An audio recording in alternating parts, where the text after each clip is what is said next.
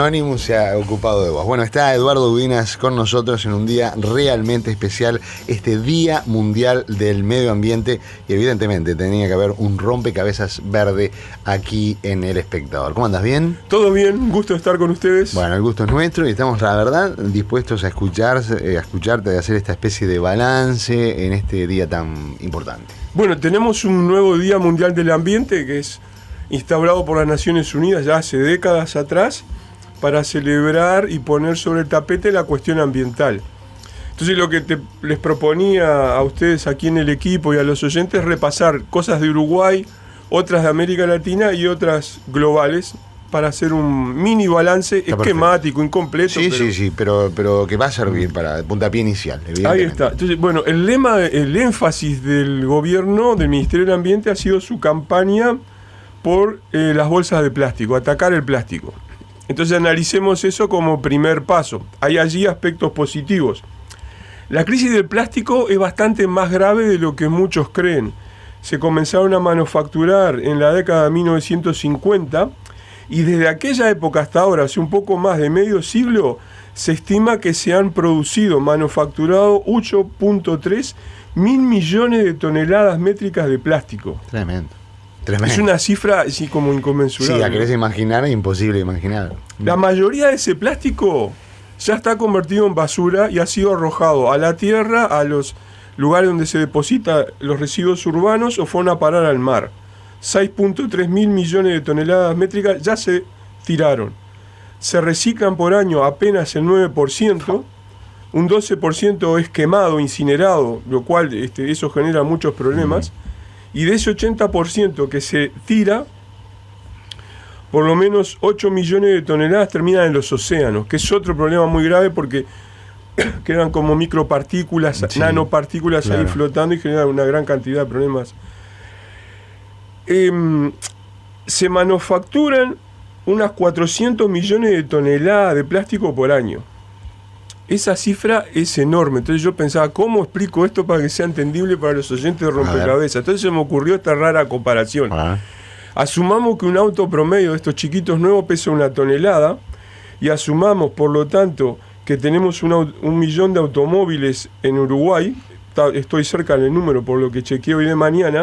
Entonces el plástico que se produce por año en el planeta equivale a los 400 parques automotores del país. Es como juntar todos los autos del Uruguay multiplicado por 400 y armar una pila de eso. Eso es lo que se produce. Tremendo.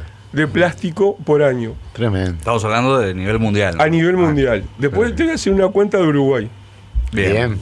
Y de eso, como le decía, el 80% se tira. Sí. Entonces, el gobierno plantea esta campaña de las bolsitas de plástico, que en principio uno diría estamos de acuerdo. Yo ahí plantearía hacer una escala mirando la gravedad de los problemas ambientales que tenemos en el país y sopesar si eso merecería ser la primicia, la prioridad, la urgencia en el Día Mundial del Ambiente como es hoy. Entonces, a mi modo de ver, el país tiene 3 problemas graves y urgentes. Por 2 razones: por la intensidad del impacto ambiental en juego, y segundo, por la cobertura territorial dentro de la geografía del país. Esos 3 problemas ambientales urgentes más graves son la crisis de contaminación de aguas, un estilo de agropecuaria intensiva que es muy contaminante y agresiva con la naturaleza, y la pérdida de nuestro patrimonio de especies nativas. Sobre el primer aspecto, la crisis de contaminación de agua, lo hemos comentado aquí en los rompecabezas verdes varias veces, ¿no? Sí. Hemos llegado a la situación donde todas las grandes cuencas del país tienen indicaciones de contaminación. Ahí el indicador más clave es la acumulación de fósforo, pero no hay mes en que no se acumulen nuevos problemas. Lo mismo ocurre con la agropecuaria intensiva, que eso incluye contaminación de suelos, aguas y aire por los químicos que utiliza, presiones sobre el suelo por la tecnología que se emplea con riesgo de erosión y de degradación de la fertilidad, y además problemas de pérdida de biodiversidad cuando esos cultivos implican efectos sobre monte nativo, sobre la fauna de insectos, así sucesivamente. Y para completar el paquete de esto, las consecuencias sobre la salud pública, por ejemplo, por fumigaciones, o las implicancias económicas como es la pérdida del sector apícola por muerte de colmenas. Sí. Y aquí también todas las semanas se suman nuevas evidencias. Por ejemplo, en el día de ayer, desde el Telégrafo, en Paysandú, se anunciaba que hubo un análisis de agua en Pueblo Gallinal, en ese departamento, un pequeño pueblo rural, donde el agua está contaminada por glifosato. Tremendo. Entonces, estas denuncias se suman una con otra. Y la tercera es la pérdida de especies nativas, donde los más afectados son nuestros ambientes más ricos, que están ahí, las serranías, sean quebradas, montes, cerros, los cerros chatos, los cerros de la serranía del este, las carpas basálticas, etcétera, y los bañados, humedales, juncales, etcétera, especialmente los del este, que estos también están afectados por ese tipo de desarrollo agropecuario, ¿no? Ahora, si yo estos tres elementos, crisis del agua, crisis agropecuaria por intensificación y pérdida de biodiversidad, los despliego en un mapa, me cubren gran parte del territorio nacional. Te cubren todo el país, digamos. Claro, por ejemplo, la contaminación de agua en la cuenca del Santa Lucía, el 80% de las fuentes son difusas. Entonces, esto no es que sea una o dos fábricas, sino que son fuentes difusas que están contaminando. Múltiples fuentes. Múltiples fuentes, sí. Distintos tambos, distintos predios bajo soja y así sucesivamente, sí, sí. ¿No?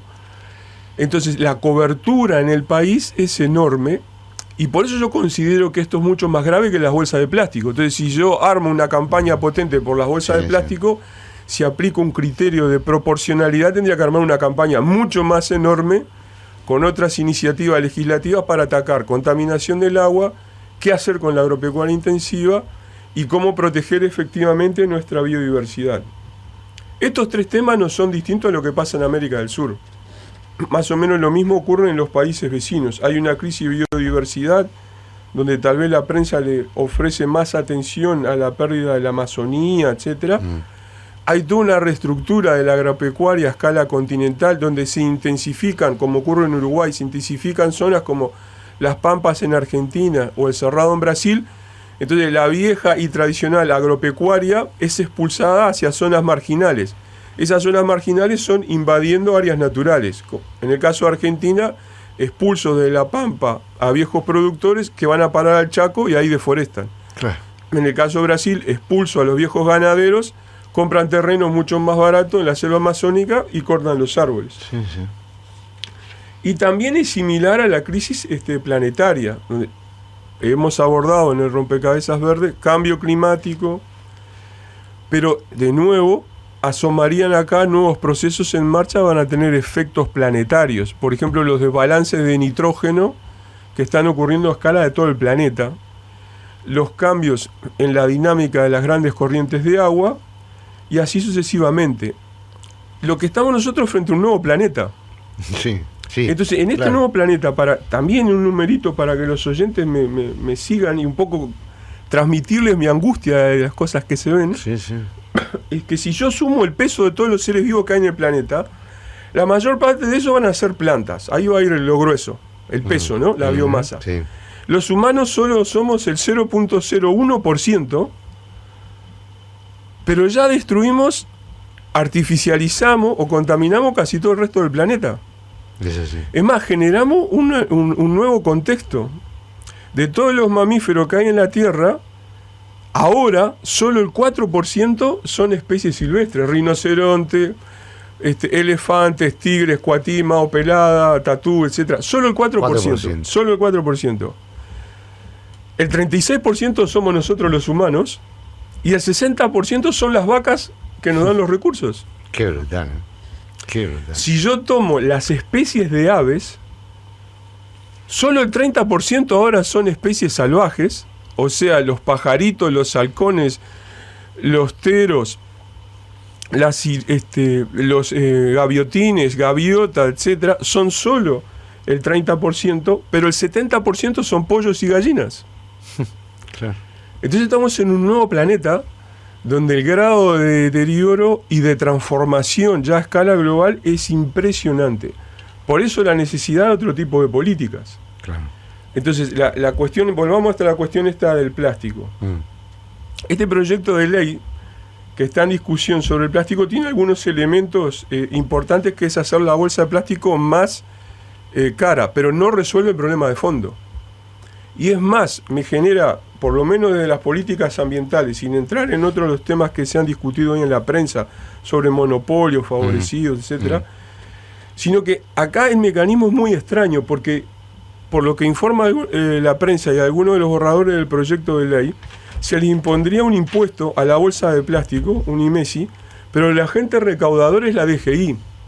Entonces esto se puede terminar convirtiendo en que la DGI le encantaría que se vendieran bolsas de plástico por la voracidad recaudadora de este gobierno que rasca hasta el último vintén del fondo del tarro. Entonces terminan tolerando y permitiendo... se convierte en negocio. Se convierte en negocio. ¿Qué es lo que pasó con la tasa de saneamiento? En la primera administración Vázquez, en la Intendencia. Porque la tasa de saneamiento iba a ser un canon que iba a estar relacionado con la calidad del agua del efluente que tú vertías. Pero se convirtió en un impuesto en que yo cobro de acuerdo al volumen de agua que me entra por OCE.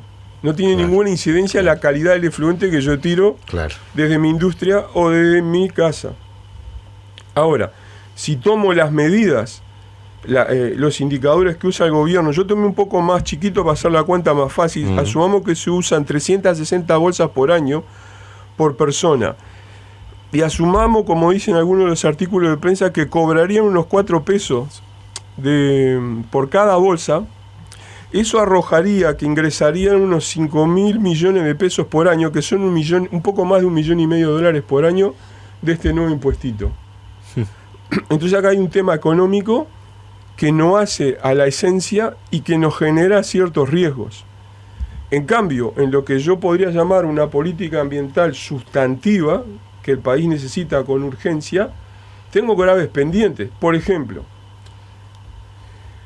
aquí el gobierno había aceptado y se había comprometido en que presentaría un informe del estado del ambiente nacional. En la ley de presupuesto de 2015 dijo que aquel viejo informe que se presentaba en forma anual, como no lograban presentarlo una vez por año, dijo en la ley de presupuesto, bueno, lo iba a presentar cada 3 años. ¿Y? El último informe es del 2013, por lo tanto tendría que haber presentado un reporte del estado del ambiente en el 2016. Nuevamente. Y no se ha presentado nada. Tremendo. Entonces no tenemos indicadores. Entonces, así como el ministro de Economía tiene indicador de inflación, el de trabajo, el de desempleo, etcétera, ¿qué indicadores tiene el Ministerio del Ambiente? ¿Hay Ministerio de Ambiente? Me preguntas a veces. Pero ahí hay un problema. Entonces, por ejemplo, el Ministerio del Ambiente pagó suplementos en la prensa. Entonces tengo acá el suplemento que apareció con el diario El País. Y aparecen declaraciones en el propio comunicado oficial del Ministerio del Ambiente de la ministra Neida de León sobre el cuidado del Río Negro. Y otra vez las cifras que ella da están mal. Entonces, nos podemos equivocar con las cifras, porque son millones de litros, miles de metros cúbicos. Es un entrevero, hasta yo me he equivocado. Sí, claro. Pero es de nuevo, otra vez, la ministra dice que lo que consumiría UPM y en lo que se va a trabajar son 20.000 litros por día de agua que se utilizará del río. Está errado. La empresa va a tomar 125 millones de litros de agua por día del río. Está muy errado, además. Claro. Errado y muy errado. Y va a arrojar 106 millones de litros. Claro. No 20.000 litros. O sea, 20.000 litros es lo que usamos para bañarnos. Claro, ¿no? claro. Podríamos decir así. Tremendo, ¿no? Entonces, llego a esto porque en el caso de UPM se juega mucho más que en el caso de las bolsitas de plástico. Porque la ley sobre el impuesto de las bolsas de plástico podrá ser mejorada o no. Tal vez la mejora tenga que ver con si se le cobra un adicional, ese adicional vaya específicamente para acciones en protección ambiental y dentro de ellas claramente para acciones de mejorar la disposición final de residuos, pero no que quede en la recaudación de la Bolsa General una de la recaudación más de la DGI, claro. Algo de eso apuntó el diputado Rubio cuando dijo, bueno, por lo menos vayan a programa de educación ambiental. Yo creo que tendrían que ir a programas de disposición final de residuos, que es otro agujero negro grave. Ya lo habías señalado. Sí, que hay muchos sitios en el interior que no se maneja bien la basura. Sí, ya lo habías advertido. Sí. Ahora, el caso de UPM, no solo importante por las implicancias en la contaminación del río, el uso del agua, sino que en el fondo lo que se está jugando es la fortaleza o la debilidad de tener políticas ambientales que sean independientes, que atiendan el bien común y que sean rigurosas para asegurar la calidad del ambiente y con ello la salud de los uruguayos. Entonces es mucho más que el emprendimiento de la planta, sino que se juegan qué tipo de gestión, prácticas y política ambiental vamos a tener en el país. Y eso es lo que debería apuntarse en una fecha como hoy, 5 de junio. Brillante, como siempre, Eduardo. La verdad es que un panorama que de alguna manera resulta desolador, más que nada porque, bueno, aquí voy a introducir una breve aparte, ¿verdad?, que tiene que ver con las prioridades que vos marcabas. 2 de esas 3 prioridades hoy significan hacer mucha caja para el gobierno, para el país en general. La agropecuaria, ¿verdad?, como negocio fundamental del país, está comprendido dentro de uno de los grandes problemas ambientales del Uruguay, pero también es parte de la ecuación económica del Uruguay. Sí, pero mi punto que hemos discutido en varios rompecabezas es que el gobierno no sabe la ecuación económica, sí, porque no hay ningún economista que reste el costo económico del daño ambiental, sí, el costo económico del daño en la salud, el costo económico, cuánto perdí, por ejemplo, con las abejas, y así sucesivamente. Entonces, sí, una cuenta lo voy a decir más entendido. Sí. Tenés razón y eso lo has dicho y está perfecto lo que dice Eduardo. Hacen caja, momentáneamente hacen caja con esos negocios. Entonces, la primera preocupación que veo sobre las preocupaciones de Eduardo, que realmente están muy bien fundamentadas, es que 2 de esas 3 preocupaciones tienen que ver con lo que hace caja el gobierno. La agropecuaria por un lado y después la contaminación de agua producto de grandes emprendimientos como por ejemplo UPM. Claro. Entonces, digo, son dos de tus 3 preocupaciones. Lamentablemente, me parece que la tendencia de hacer negocios de este gobierno, y digamos de todo, porque en definitiva también la forestación alcanza de Sanguinetti hasta acá, apuntan hacia el otro lado. Sí, la situación de ahora es que, y lo van a ver los oyentes que entran en la web, si ustedes ven el mapa muy esquemático, muy simplista de cómo se juntan estos 3 problemas ambientales, van a ver que cubre gran parte del país. Entonces, estamos ya avanzando a grados de deteriores de amplia cobertura geográfica que van a ser todavía más caros de revertir. En un monoambiente, como digo yo, que es el Uruguay, porque es chiquitito, quiero decirlo, ¿no? Porque es una buena forma de graficar lo pequeño que es el Uruguay y el gran problema que tiene, ¿no? Como dice Eduardo. O sea, lo que plantea Eduardo también, y lo mencionamos hace poco, es bueno resaltarlo, este proyecto de ley de bolsa de plástico, que no se sabe si se vota o no vota, porque ahora algunos diputados están tratando de acercar posiciones para que se vote hoy. Es la única ley, entre comillas, medioambiental de este periodo, ¿no? Sí, eso también revela que es un problema más profundo que las eficiencias o ineficiencias que tenga el Poder Ejecutivo, ¿no? Sí, y el desconocimiento, la despreocupación. Sí, lo de Neida de León es a esa altura. Que, bueno, quizá ahí es como ha dicho alguna vez Eduardo, ¿no? Digo, ella es una cartera que tiene múltiples No, ella aspectos. ha dicho que es ministra de Viviendas, Medio Ambiente, ella Bueno, pero después vamos a la Dirección Nacional del Medio Ambiente, a las secretarías, en fin, allí encontramos más o menos más de lo mismo. Esa es la lamentable realidad, ¿no? Bueno, tampoco tenemos un informe del Secretario Nacional de Medio Ambiente, Agua y Cambio Climático. Claro. O sea, se repite.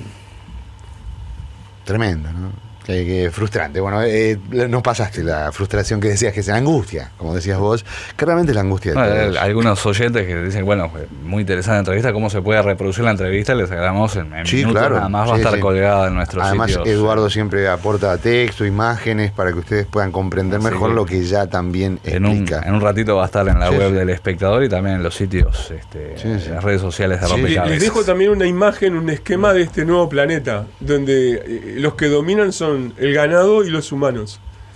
Y lo que nosotros llamamos vida silvestre es minúsculo en relación a estos dos. Tremendo todo, Eduardo.